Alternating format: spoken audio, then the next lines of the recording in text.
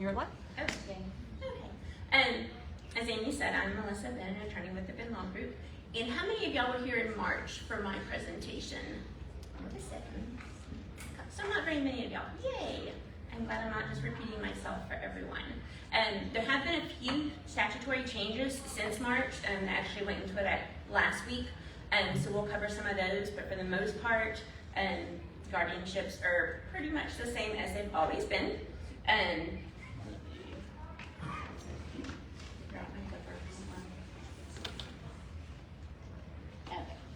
so today we're discussing guardianships and the alternatives.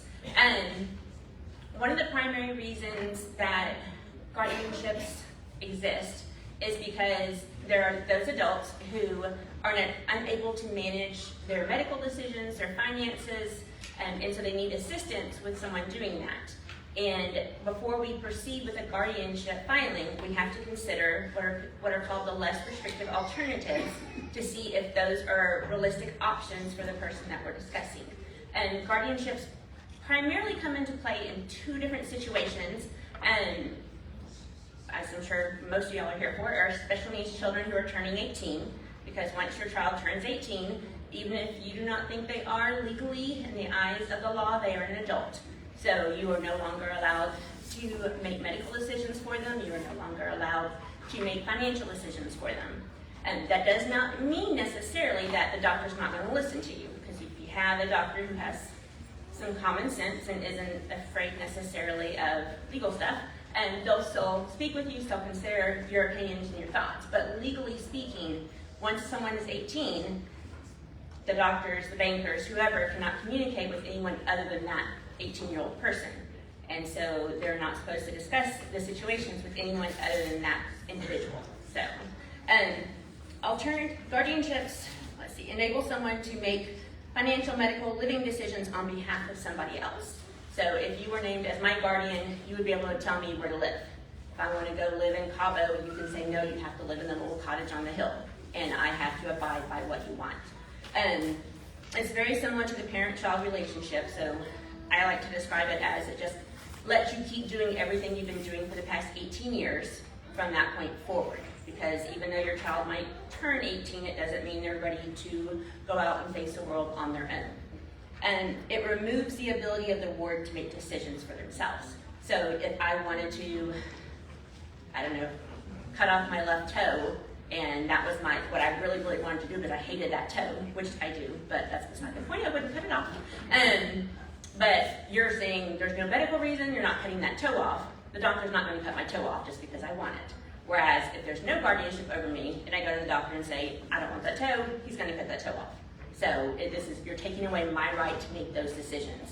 And that's one of the reasons we go before the court, why it is such a big deal. Because even though you might think in your situation, it's he needs someone to make decisions for him. In 90% of the situations, it's not that cut and dry. There are those people who can maybe decide if they want to cut their toe off, but may not be able to. And they may decide they want to take medications, but not all the medications. So in many, many situations like that, it's murky. And so that's why it's such a big legal deal, is because you're taking away someone's basic rights to decide if I want to get married. If I'm mad head over heels in love with someone I met on Facebook and I want to get married and send them all of my money, I should be able to do that. But with the guardianship, I can't. I don't have control over any of that. Someone else has those decision-making skills for me, which if that's the situation, that's a good thing, because I don't need to get married to someone I met on Facebook and send them all my money. It puts the ultimate responsibility for the care of the person on the judge.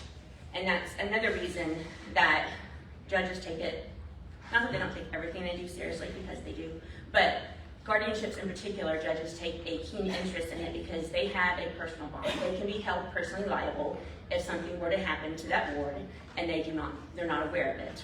And the ward is the person who has the guardianship over them. I should probably add like a terminology thing to the screen and to my prior point. This is Rachel. She's my paralegal and she keeps me in line. So she's here assisting me and making sure I do what I'm supposed to do. So the judge has a personal interest in what's going on with the ward, because with the guardianship, you have annual stuff you have to do, and you have to do it with the court.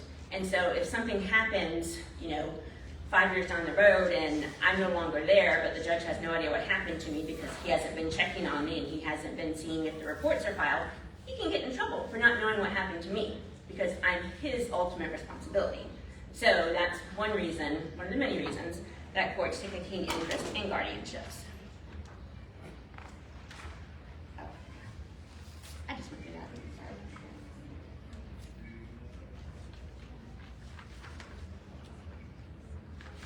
Okay, here we go. Key differences in a guardianship versus a power of attorney. And powers of attorney are one of those least restrictive alternatives. So if I have the capacity to execute a power of attorney, and it doesn't mean I read through it myself on my own and understand every word, because even I can't do that. Those things are confusing for everybody. So, but if you can explain it to me, we can simplify it, use simple language, and I can grasp that I'm signing something, giving you the rights to, make medical decisions for me. If I can't, then we have to go with least restrictive alternatives. It doesn't mean you can hold my hand and sign it for me. If that's the only way it's going to get done, that's not an option. But with a guardianship, as I said, the ward no longer has rights to make decisions for themselves. But with a power of attorney, you might be able to go to the bank and talk to my banker about my investments, but so can I. So I could go there and do it, you can go there and do it. The guardianship, I can't go there. Only you can go there and make those decisions. I don't have that power. The ward is protected from being taken advantage of. We see that quite often when kids are turning 18, just because no 18, regardless of their capacities, have the ability to make adult decisions when they turn 18. That's just a fact. And so oftentimes they're able to, especially those with special needs, are able to be talked into situations that they shouldn't be in. And they're not shady enough to know that when they spray paint on, the church walls that they should run. Whereas all the other kids with them know that. And so those kids run and your child's left there standing holding the spray paint can and they're just waiting for someone else to show up and admire their work. And so with a guardianship in place, you're protecting that ward from legal consequences that they would be open to if they did not have that guardianship. We also have quite a few guardianships that come into play when someone with mental illness gets into a lot of trouble with the law. The courts sometimes, the jail and through the courts, will seek out a guardianship because they know this person did not necessarily intend or understand what they were doing because they do not have the capacity to do so. And so a guardianship will be initiated to protect them from the consequences of what they did because they have no idea that what they did was wrong. And then with a guardianship also, there's a statewide database. So if you have, with a guardianship, you have to register it. And so if you and your family go to Corpus Christi and your kids all go out and the ward goes out and gets into some sort of trouble, the police have the ability to enter their name into a database and it will pop up, there's a guardianship, Melissa Benn is a guardian, this is her phone number, and they will give me a call. So it enables, assuming they access it, which they all have access to it, how quickly it's used in every situation is up to the particular law enforcement agency, but it enables a sense of protection for the wards as far as if law enforcement were to be involved, if emergency personnel were activated, that sort of thing. With the power of attorney, as with the guardianship, you always have the legal responsibility to act in the person's best interest. If you're guardian over my money, you cannot go gambling in Louisiana, no matter if I tell you to go gambling with my money, because that's not your ability, because you have to act in my best interest. Even if you were just my financial power of attorney, you still cannot go gambling with my money in Louisiana, because that's not in my best interest. Sometimes we'll see with elderly people, they give financial gifts to their children. And if every year for the past 30 years they've given all their grandkids $100 for Christmas, and then a guardianship gets put into play, that guardian can still give the grandkids $100 for Christmas because that's what she's always done. They can't start giving the grandkids and the neighbors tens of thousands of dollars or anything, but if she's been doing something, the guardian can continue it because it's obviously her wishes and what she was doing before she was incapacitated. And guardianships dementia and Alzheimer's, guardianships are quite, I don't want to say popular, but useful to restrict the abilities of the elderly person from making poor decisions as far as getting married or giving all of their money away to untoward folks. Guardianships, there's two basic kinds, and then in those two, there's two basic kinds. So you can have guardianship over my person, which it just means that you're making medical decisions for me, you're making living decisions for me, you're making whether I can get married, and you don't get to vote for me, but you can take away my right to vote, which is a huge issue. And then you also have guardianship of my estate.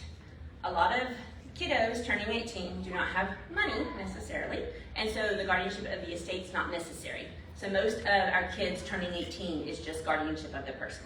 And that's a good thing because it's less complicated and less work for me and for you on an annual basis. Guardianships of the estate, we see a lot with elderly folks who have been working, have retirement, have Social Security, have houses, all of those things. That's where guardianship of a person and estate come into play.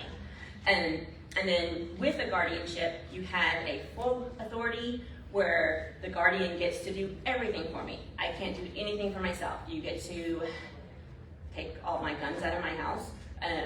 You get to not let me vote. You get to tell me I need to go live in this assisted living facility. You get to tell me I cannot marry, jump off from Facebook, all of those things. With a limited guardianship, it means I get to do some of my own stuff.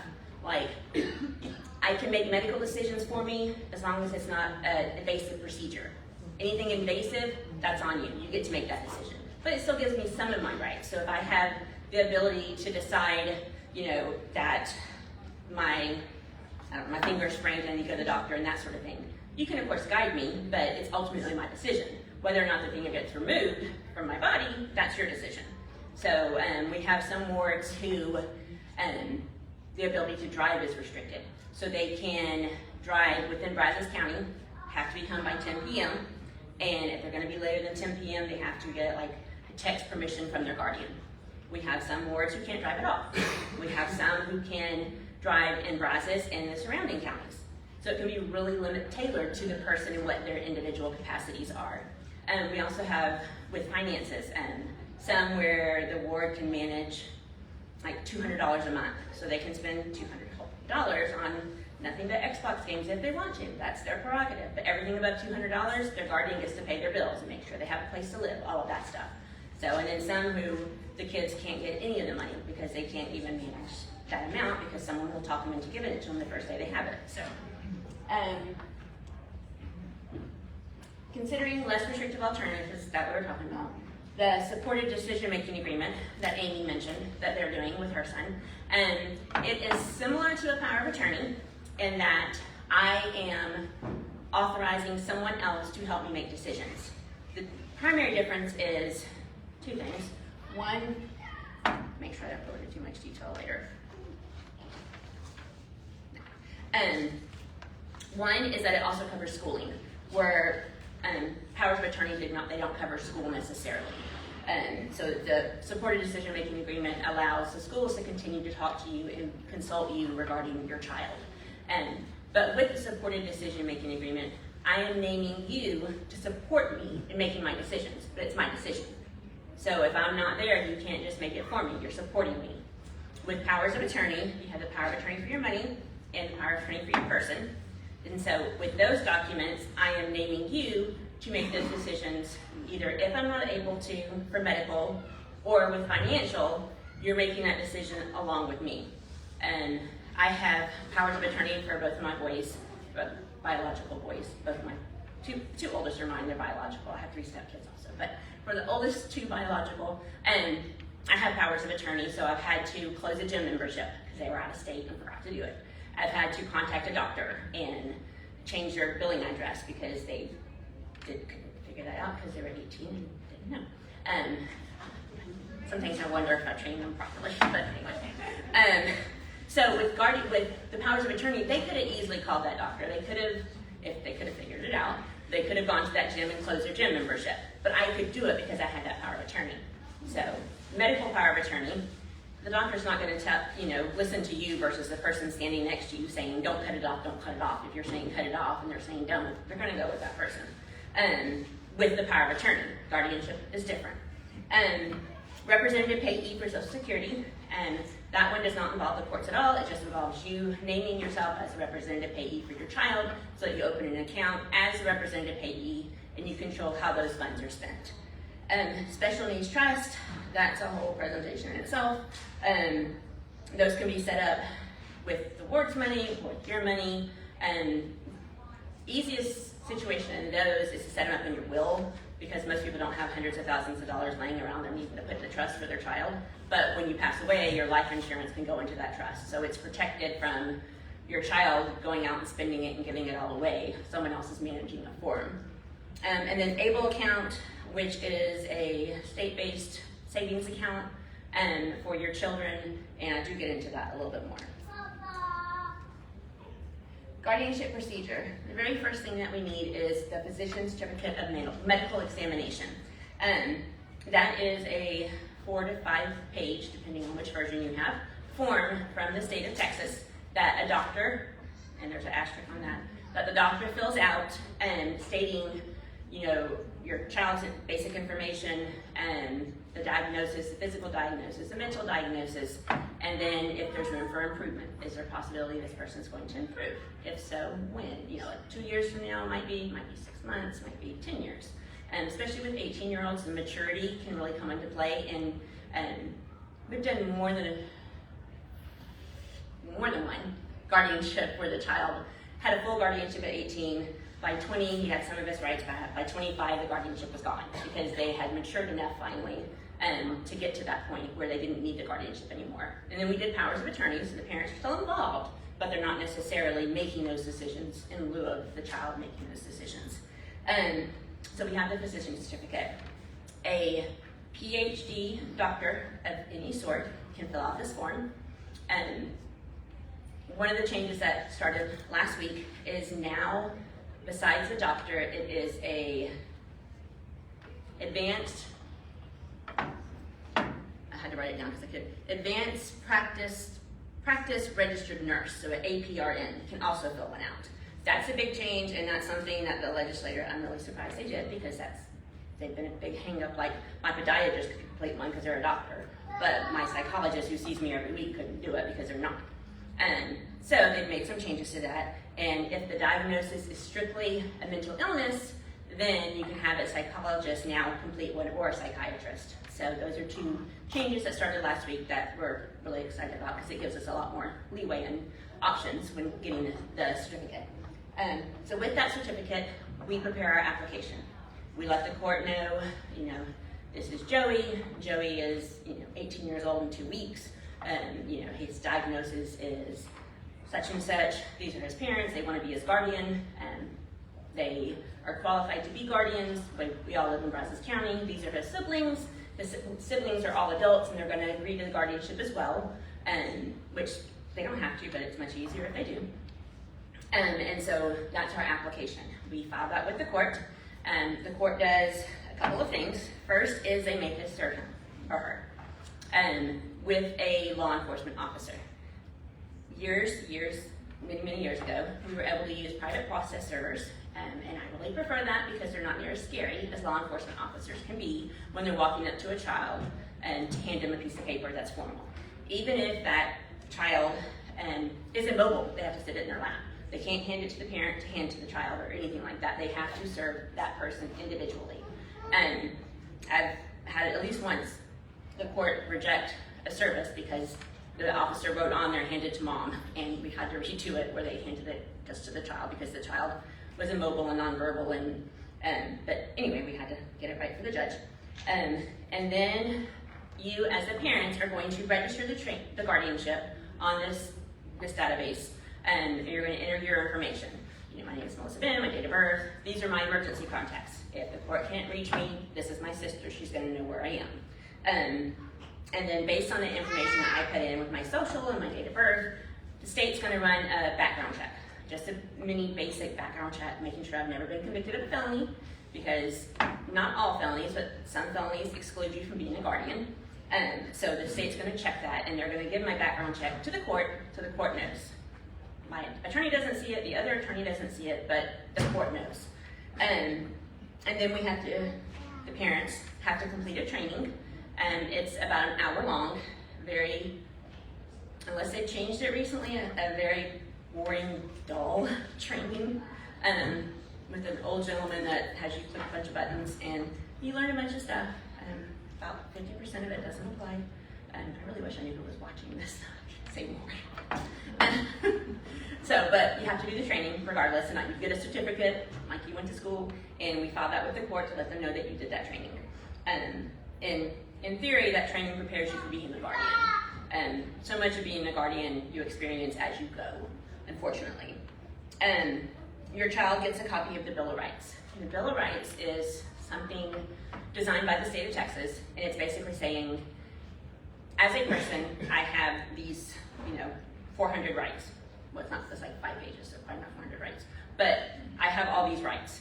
And if I have a guardianship over me, I still have all of these rights, unless the court says I don't. So one of those rights is the right to own firearms, unless the court says I don't, which the court will say you don't. So one of those rights is the right to marry, unless the court says I don't, then I won't. One of the rights that you always have is to talk to your doctor. So, and that actually was, as of last week, more clearly enumerated, because sometimes I guess people were getting confused whether the wards could talk to their own doctors, apparently. So the state felt the need to put that in writing, which they did, that your child can talk to their doctor without you present. So that's just a basic, right that your child still has. You still make the decisions if there's a guardianship, but your child can talk to their doctor alone if they choose. And then attorney ad litem. This is one of the reasons guardianships can be a bit expensive. Besides me, which my fees are not horrible, but they're still not great. The court is also going to appoint an attorney for your child. And so that attorney's job is to meet with your child, meet with you, and if your child is able to express their opinion as far as whether they want you to be their guardian, that attorney follows that opinion. So if your child is nonverbal, obviously that attorney's response is going to be, yes, they want you to be their guardian because you're the only one they've ever known to take care of them. So they're not going to fight anything with the guardianship. Sometimes we have children who are higher functioning and who might say they do not want the guardianship and they don't think they need it, and they're going to fight tooth and nail against it. That happens. And with mental illness especially, they typically do not want a guardianship, and sometimes they're okay with it and the next day they're not. So it's really going to depend on what the board says as far as how much work that attorney is going to do. So that attorney might cost $500, and we saw one today where they cost $1,700, which is $200 less than my fees. So we don't know, and we don't know who gets appointed because it's a list of who's next. So we don't have any control over that. So we try to warn you whenever, depending on who it is, an idea of what their fees might be. And I've had it where they've been less than $500. They were like $300 and something, and I've had them be $2,400 more than my fees. So it really depends. But we want that attorney to represent your child because we make sure their rights are heard, that they're protected. Because again, this is a big deal. You're taking away someone's right to be a person, basically, all their freedoms that they have. And then guardian ad litem. These are not used as often in situations where the kid's turning 18. And I see guardian ad litems appointed, I'd say 95% of the time when it's an elderly person and all the 6 kids are trying to be her guardian because she has lots of money. So all the kids are there in for it, and so the court appoints a guardian ad litem to talk to all the kids, to look and see who's been visiting her, to investigate everything, and then tell the court, this is what I think is in her best interest. So most of the time with the children, the guardian ad litem is not appointed. But if they are, it's another fee. And I don't say that lightly. I know attorneys are incredibly crazy expensive. And I know guardianship can be a very expensive ordeal for everyone. And I know some attorneys are probably cheaper than me, I know a lot of attorneys are more expensive than we are. And powers of attorney, the less restrictive alternatives, are much less expensive as well because you're not involving a court. And when I say less expensive, we're looking at $200 versus $2,000. So quite a big difference. So again, with the guardianship proceeding, there's a court investigator. How many of y'all live in Brazos County? Okay, so not everyone. Where do, like, those who don't live in Brazos, where do y'all live? Okay, so smaller counties, that's good. Not that Brazos County is not a good thing, sorry. And Brazos County has a court investigator. And because of the size of our county, we're getting that new district court, all those things. And so we're a relatively large county, so we have our own court investigator. And he is a gentleman hired by the court. He meets with you, meets with the ward, and his responsibility is to let the court know, I met with these two people, this is my opinion, he's an attorney, I believe the guardianship is necessary, and I believe these two people are the best people to be the guardian. And the smaller counties, Madison County, Robertson County, you don't have anyone like that, so no worries. I've had guardianship proceedings where the attorney for the ward met them the day before. We went to court, they just popped in and met him real quick. So it's much more laid back in the smaller counties, which can be a good thing, of course. But not that Brazos County is bad by any means. It's just a little bit. You have more hoops to jump through. Yes, definitely more hoops, and it's more intense. Like, I think a lot of my parents, from meeting with the attorney ad litem, and then depending on who it is, and then meeting with the court investigator, they feel like they're being scrutinized, and all the parenting decisions are being questioned, and why have you done this? Why have and it's not meant in any way to deter you from becoming a guardian. It's not meant to criticize any choices you made. It's just the court's responsibility to know this information so they can present it to the judge to be able to make a decision. But I know it can come off as kind of intimidating, and more than once I've had parents come back and go, that was intense. I don't think they liked me, which is never the case, but it comes off as they don't like me. So I try to warn people about that interaction. And then you'll have a hearing where, of course, the parents, those who are applying to be guardian, will come to the hearing. And if the ward's able to, they'll come to the hearing, and then we'll ask them a couple of questions. And it typically will last about 20 minutes. It's not a long, drawn-out thing. And as you can tell, I tend to talk fast, so I tend to get my part over with really quickly. And attorneys love to hear ourselves talk. So often the attorney ad litem will ask a bunch of questions already asked, but they feel like they have to ask it to earn their keep. And so depending on how slow they talk, it might last a few minutes. But anyway, then you take an oath of guardian. I promise to be the very best guardian I can. Sign that. Then you have to get a bond, which is similar to the bond that we all hear about, like the criminal bond, but it's through a corporate surety, like an insurance agency. In Brazos County, it's typically a $13,000 corporate surety bond, which means, I know it's changed, you pay $100 to AMCO Insurance, if they do it, I don't know, but you pay $100 to the insurance company, they give you a bond for $13,000, and it's good for a year. And then next year when you go back to do your annual report and stuff, you give them another $100, they give you another $13,000 corporate surety bond, rinse and repeat forever. The court has discretion as to what kind of bond they place on individuals for a guardianship of a person. For an estate, it's going to be based on the value, the liquid value of that estate. So if you have a house and $20 in the bank, it's a $20 bond, and it's not going to be based on the house. But with the person, the court has, per the estates code, they have discretion on what they do. Each county is different. Those of you in smaller counties will probably not have to get, like, there'll be a $50 promise to pay the court if I'm a bad guardian. So you should be happy there. Brazos County, the judges across the board, being both of them, and the $13,000 corporate surety bond. It's within the perimeters of what the courts are allowed to order, and so that is what our courts now do. I personally have a little beef with that, because if you've been doing it for 18 years, why would you stop now when you have the court in your life and you're legally insured? But I don't have any say, and so it's the $13,000 corporate surety bond. And then you will have annually or biannually, every 2 years, and you will have the court investigator or court visitor contact you, meet with you, and then meet with the ward. This is in Brazos County.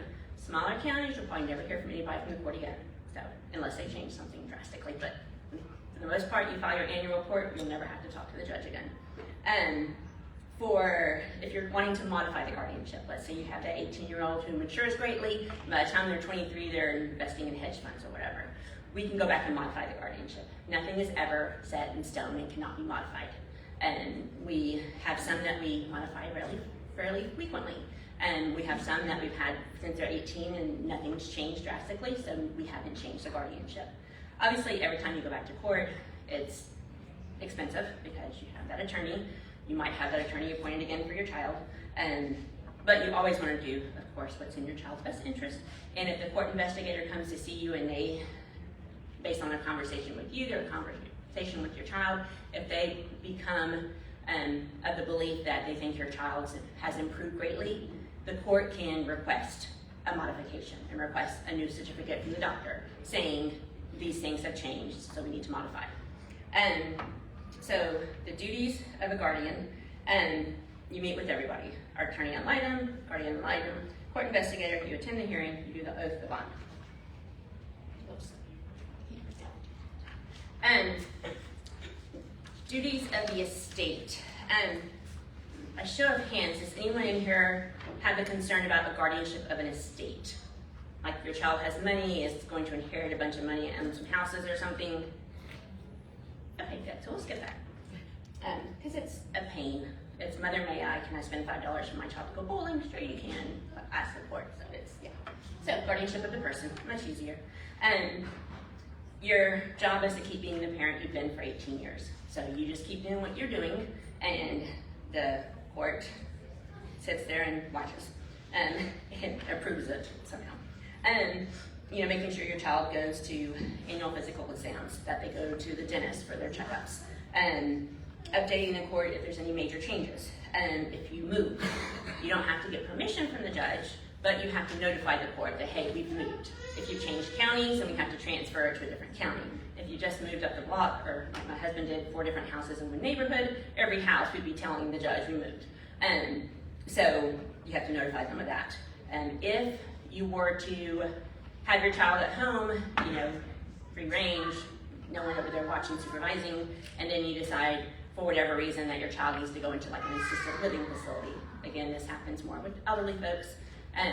You can't put them from a free range household to an assisted living memory care without getting the court's approval, because you're restricting more of their rights. You're taking away more of what they can do. So some things you have to get the court's approval for, but just moving from house to house, that's not a problem. And if you're going to go out of state, we have some wards and families who might go to Mexico for 3 months during the summer. We just have to notify the court so the court knows, hey, don't go visit during those months because no one's going to be home. So again, we're not asking permission on those things, we're just notifying them.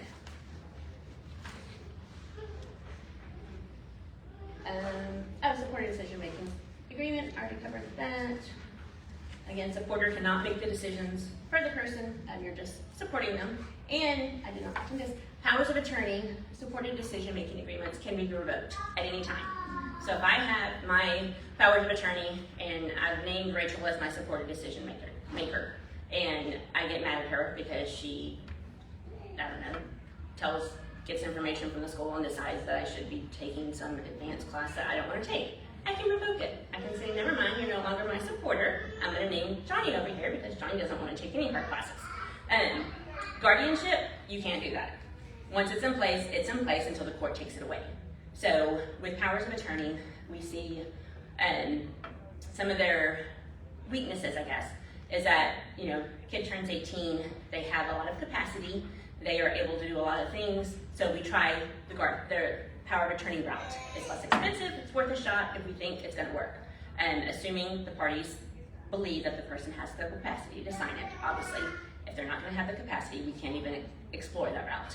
But we want to try powers of attorney first because, Johnny seems to understand what this is, so we go that route. But then the first time that, I tell Johnny that he probably shouldn't spend $2,000 on this Xbox on Facebook, and he gets mad at me, he revokes it and tears it up. And so then I no longer have that power. With the guardianship, it doesn't happen like that. He can get mad at me for not letting him spend that $2,000. It doesn't matter, I'm still in charge. So definitely pros and cons there. Financial power of attorney, it's also called a statutory durable power of attorney or just durable power of attorney, and a couple of different names there that get all mingled together. For instance, managing your financial affairs can be broad or restrictive. Especially like, this wouldn't necessarily apply, but like for selling a house, you can give someone the power of attorney to sign on your behalf just to sell that house. I can give Rachel power of attorney to be my agent for dealing with the IRS and dealing with my bank, but nothing else. She can't file a lawsuit for me. She can't change my address with my mortgage company, but she can take care of the IRS because I don't want to. So you can make those really restrictive or really broad. Rachel can do everything for me. I don't want to mess with it. I don't want to touch it. Whatever she says goes, you know, but she has to act in my best interest because that's her legal job. Again, can be revoked at any time. Medical power of attorney, you're appointing someone else to make those decisions when you can't. The physician is going to be the one deciding that. It doesn't necessarily have to be physical. I'm in a coma, I can't speak, I can't blink twice. It might be a mental thing where, you know, I've had a traumatic brain injury and I am not in my right headspace. I need someone to make those decisions. I can still do it, but someone else needs to be talking to my mortgage company because I'm not doing a good job.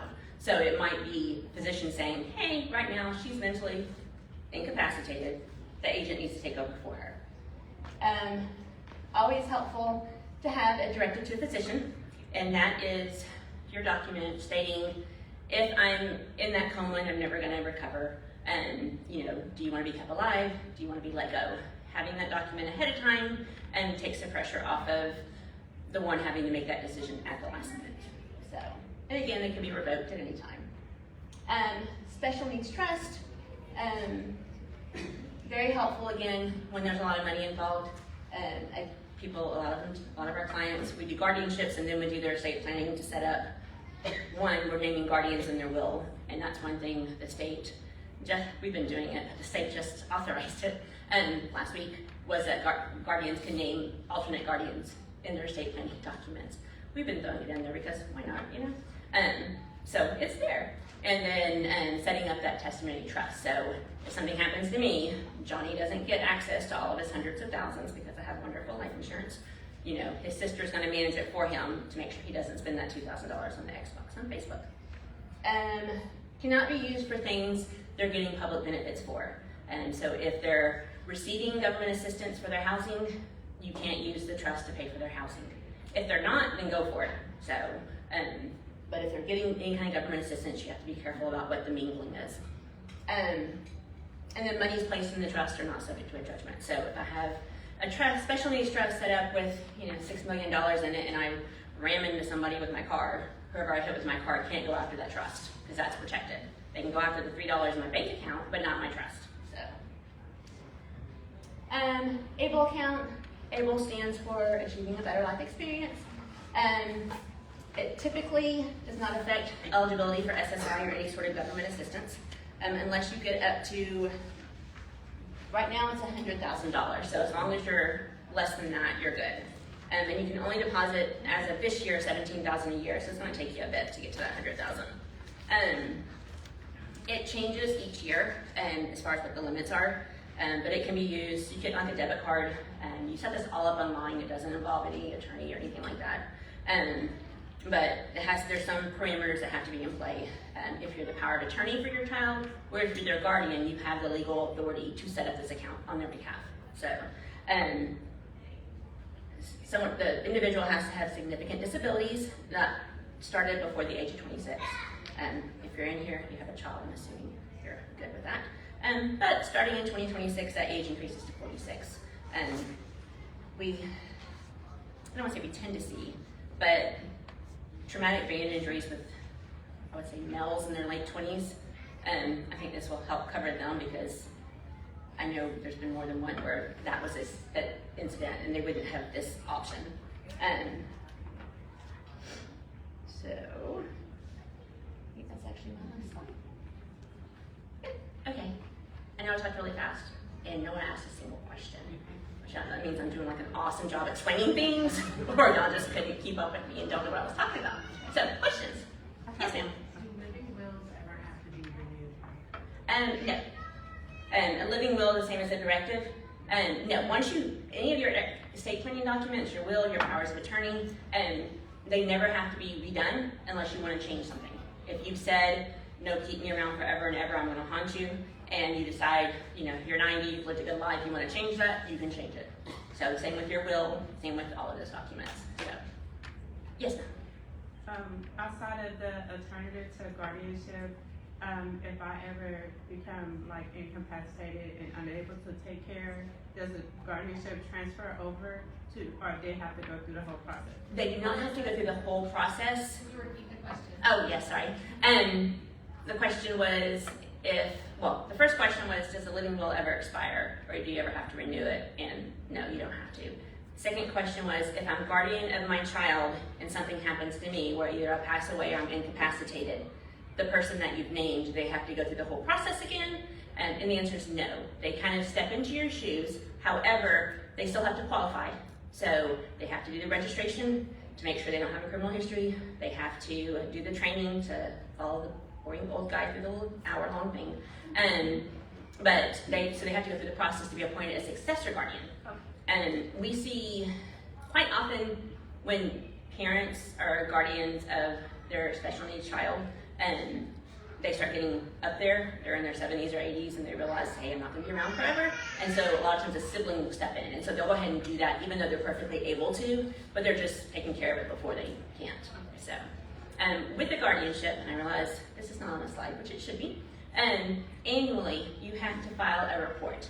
You don't have to go back to court and asterisk there, but you have to file the annual report. And as of last week, there's one more thing added to the annual report you have to include, but basically most counties, except Madison and Robertson probably, and Grimes does now, but have their own annual reports. If your county doesn't have one, use Brazos and just write the name out. But they have their annual report. You say, this is my child, this is where we live, this is where I live, and I haven't been convicted of any felonies in the past year, and other than traffic tickets, I haven't had any major criminal things. I haven't had to commit my child to a psychiatric unit. This is my child's doctor. This is my child's dentist. They see them every 6 months. They have a social worker that we're working with.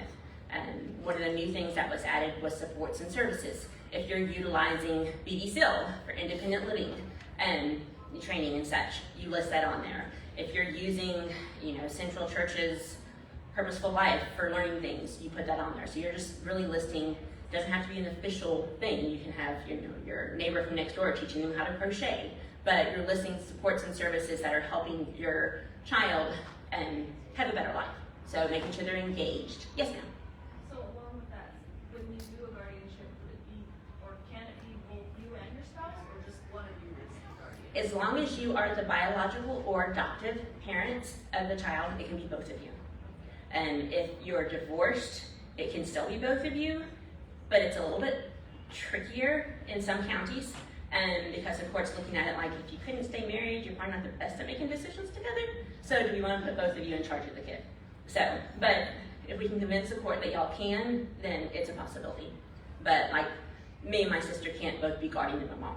So, but it has to be a parent thing. So, yes, ma'am. Ideally, we want to have guardianship when they turn 18 or around that. Mhm. When do we contact you and get that started? About 6 months. Oh, sorry, I keep forgetting that. If you want to have a guardianship in place when your child turns 18, when should you contact the attorney to get that started? Ideally, about 6 months beforehand. And there are some time limitations on things, like the report from the doctor that we have to get. It can't be older than 4 months when we file our application. So you can't get them to do it at their 17-year-old checkup and then we use it for the guardianship filing 9 months later.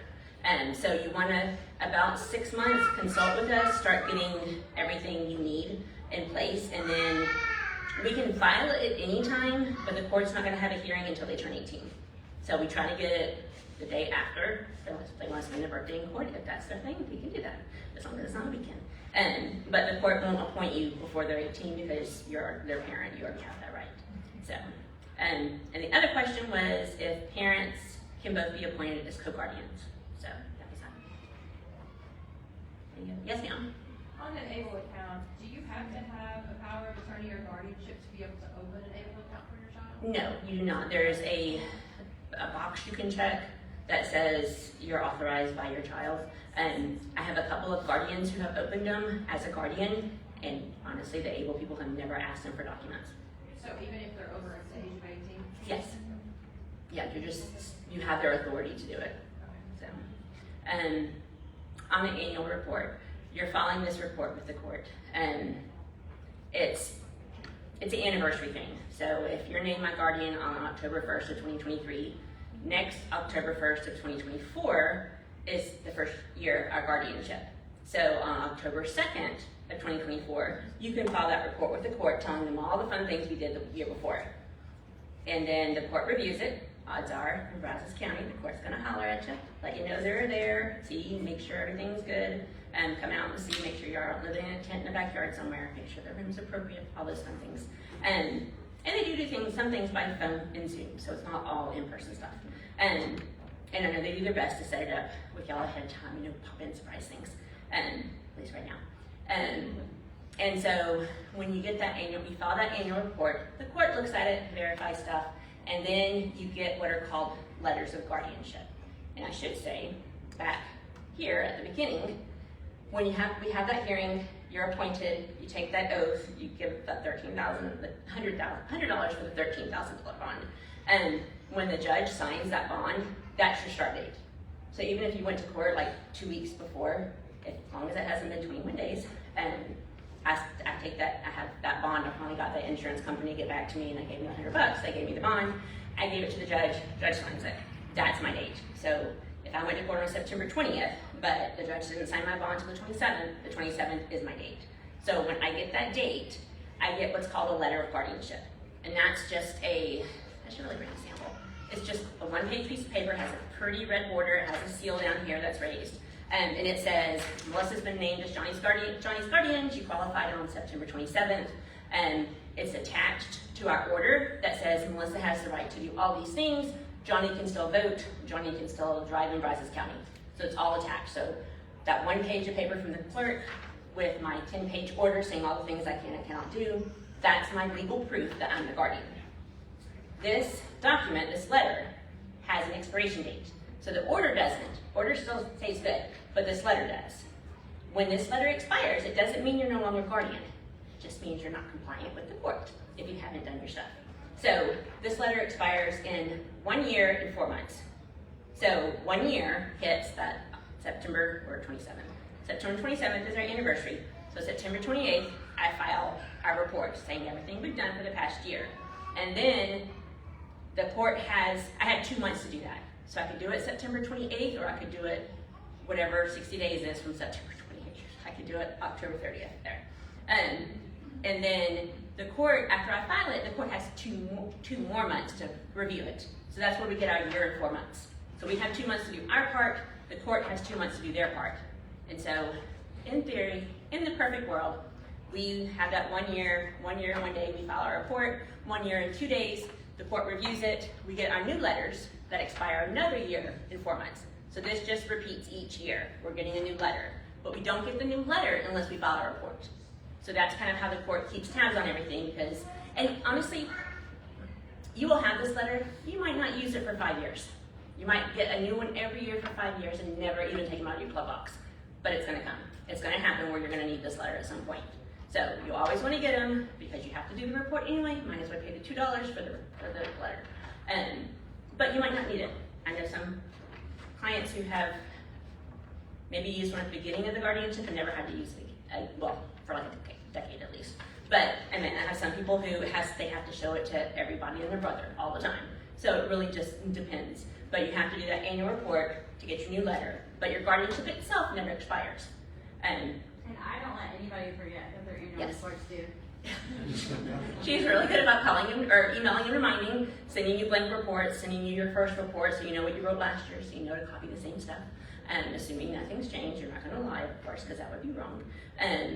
But yeah, and the court sends you a little reminder. Well, Brazos County courts, smaller courts, I don't think they do. But some courts send you reminders about the annual report and stuff. So we do our best to make sure that we get it filed within that year and 2 months. So yes, ma'am. This might seem like a really crazy question. No such thing. Yeah. So if, say that my son I want to leave, or can I leave multiple siblings as guardians, or does it just have to be a sibling? It would just need, If If- you're gone.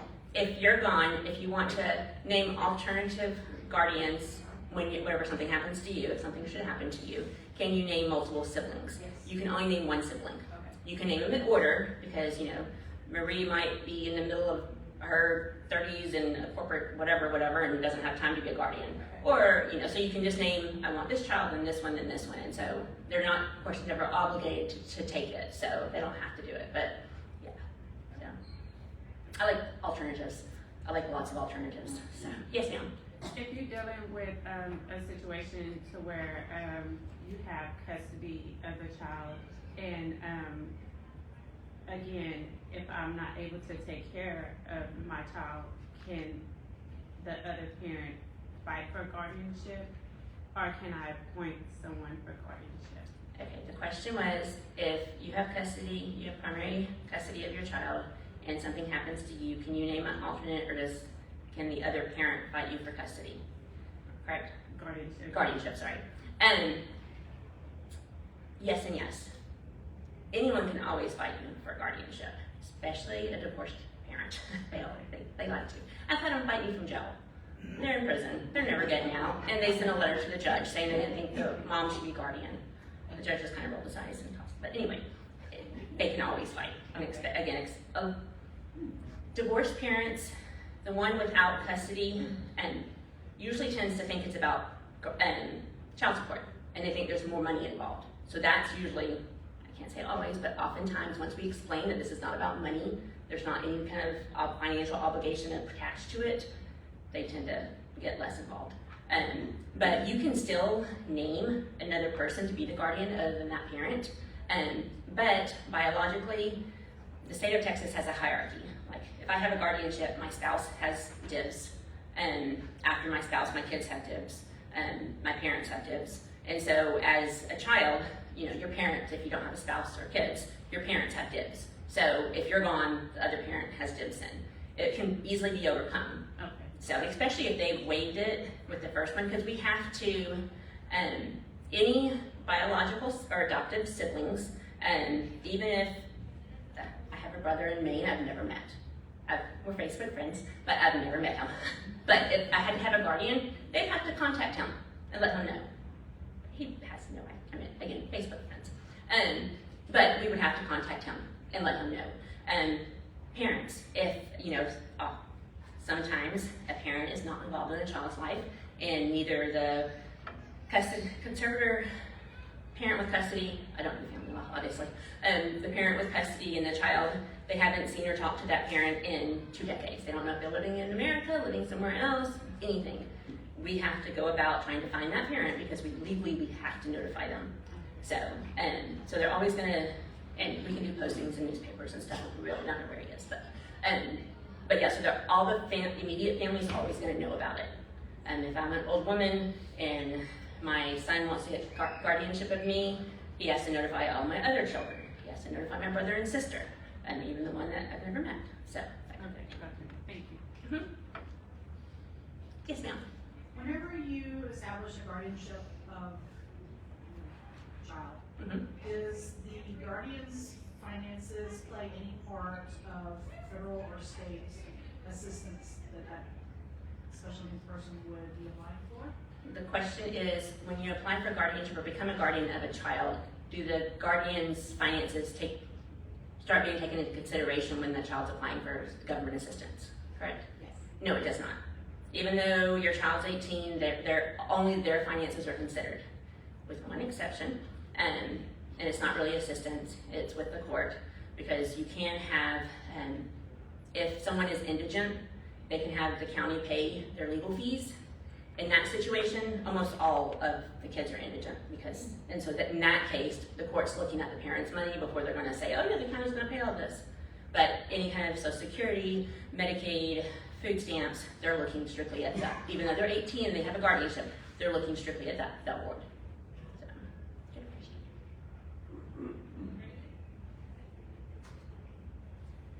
And even if you think won't happen, if you name other guardians, it never hurts. So I had other people named for my kids, not my husband, or not their dads. But yeah, unfortunately it was never needed, but I still was doing whatever I could to not have them go with them. Okay. So, yeah.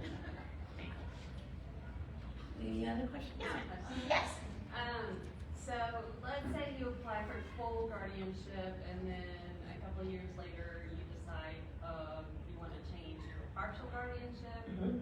How difficult is that process? It's not difficult at all. As long as you can get into a doctor. Yes, you have to get into the, oh, sorry, thank you.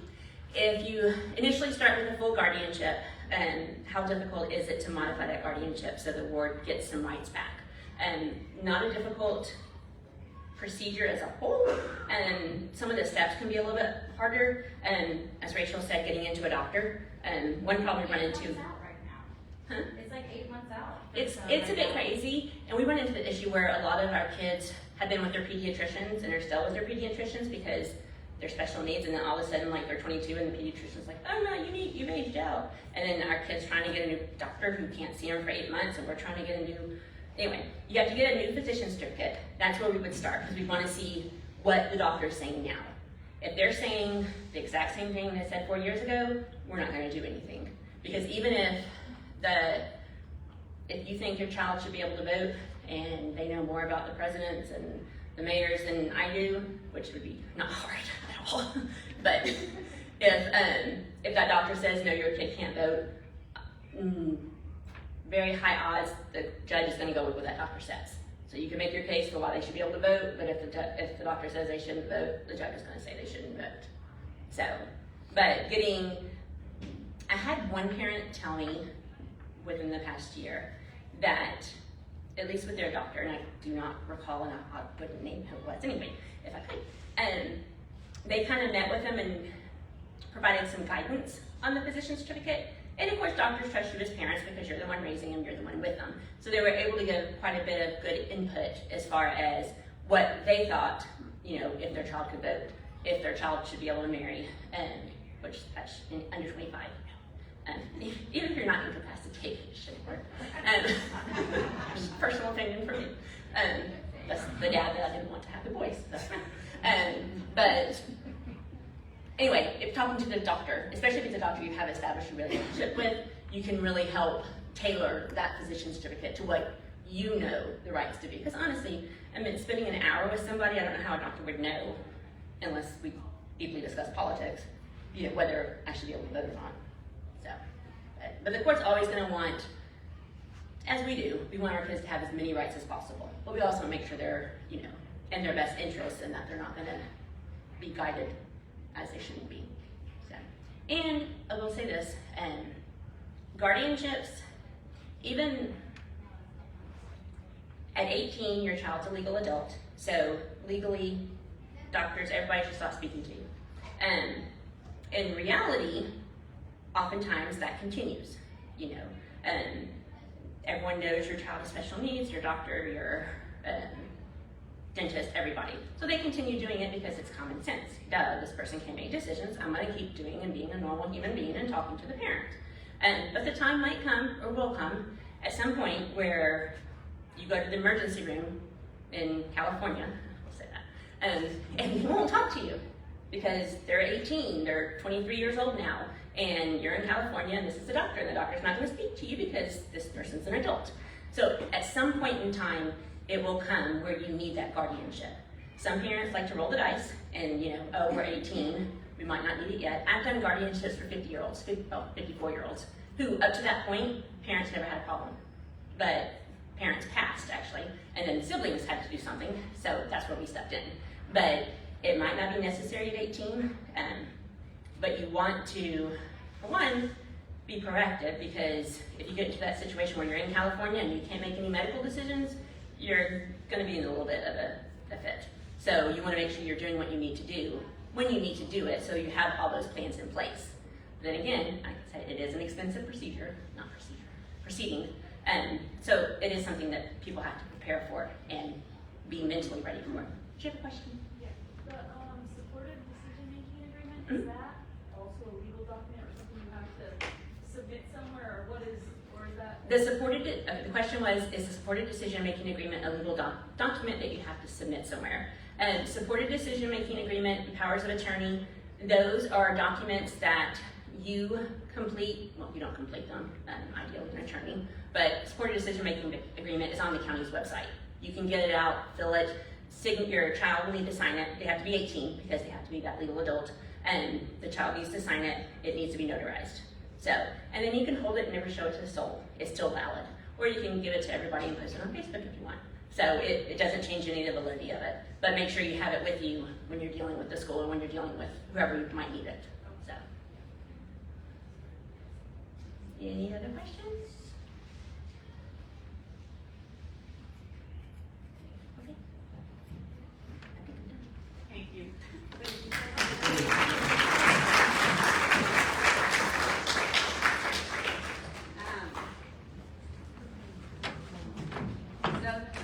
Thank you so much for being here today.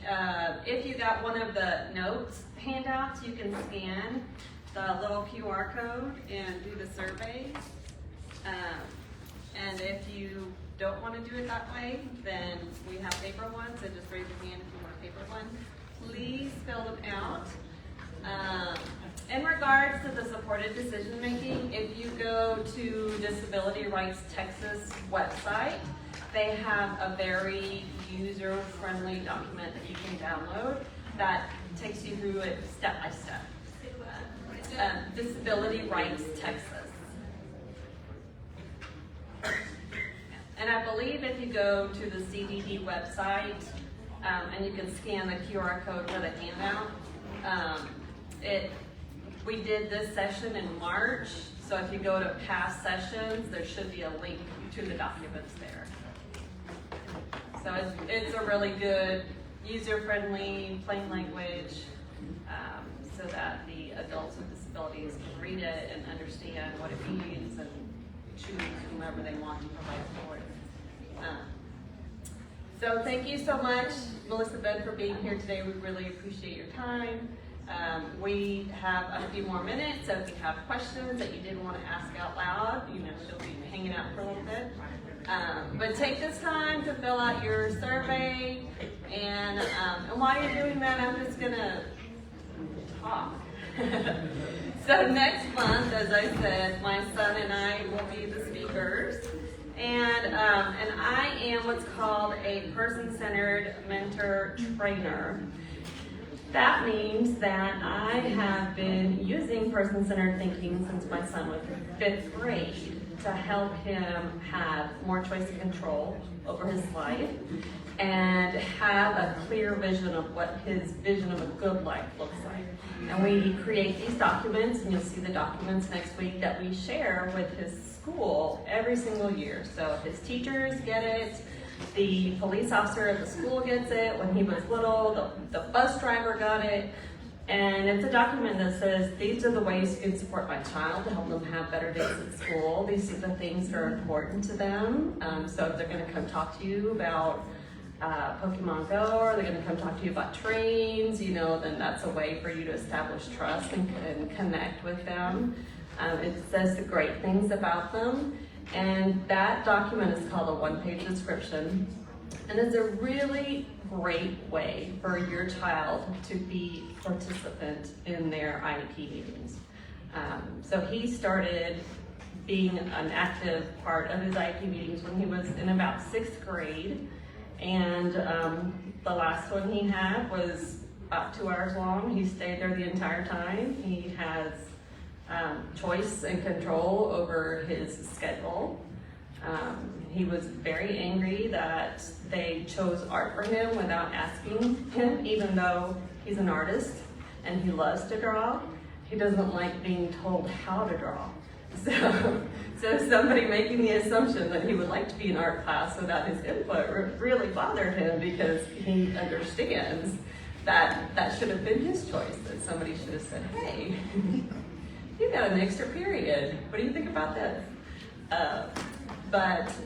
So that's what we're going to be doing next week. So I really recommend that you come, because it is going to be him sharing his story. We're going to talk a little bit about trauma-informed support. So if you have a child with a disability, they have trauma, right? This world is not created for people with disabilities. We don't do a very good job of accommodating as a general population of people with disabilities. You know, kids are left out. They don't get to do all the things that everybody else gets to do, and might not, to us, it might not seem like it's traumatic, but it is to be left out, to, you know, have to sit separate from other kids because you are in a different class. So he's going to be sharing that information with you next month, so I hope you will join us. But thank you so much for being here. Please fill out the surveys. You can leave them on your spot. Make sure when you pick up your kids that you turn your card in and sign them out. And the registration will be open next week for October. So give me about a week to update it. Thank you so much. Y'all have a wonderful day.